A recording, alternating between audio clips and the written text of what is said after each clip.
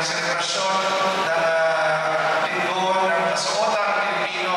At kung naalala niyo po ang aking first inauguration, first voting as Mayor of San Juan, yan po ang barang po naka-display po dyan. So, very historical inauguration po namin yan noong 2019. Pati po ang barang ni Ferdinand Marcos Jr., our beloved president po ay nandiyan.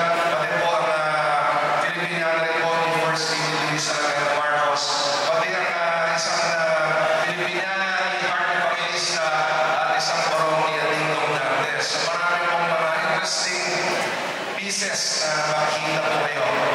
Pangalawa, natanggap niyo ba yung 3,000 pesos sa inyo? Okay, so ano, diba?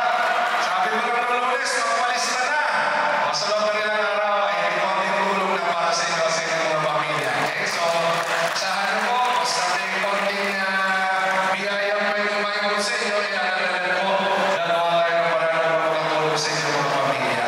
So at pangatlo, alam ko po, napakaraming nangyayari ngayon. Napapanood natin sa balita, mga iba-ibang mga anomalya, mga parata, mga chismis. Ako, alam mo yung mga chismis, ha?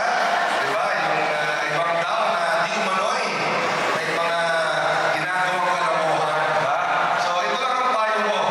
Huwag ganon, diba? Huwag tayong nagagaya sa mga ganyang kalakaran. Remember, tayo sa San Juan, doon lang tayo sa tama, doon lang tayo sa dapat natin gawin. Okay? So yun ang aking payo. Ang mga bagay na narinig natin, kaya natin yung mga investigasyon ng banda. Tingnan natin ano ba talaga ang kakahinat natin. Ito, ang mahalaga tayo po sa San Juan, tuloy-tuloy lang ang trabaho. Tuloy-tuloy lang ang paglilingkod na maayos.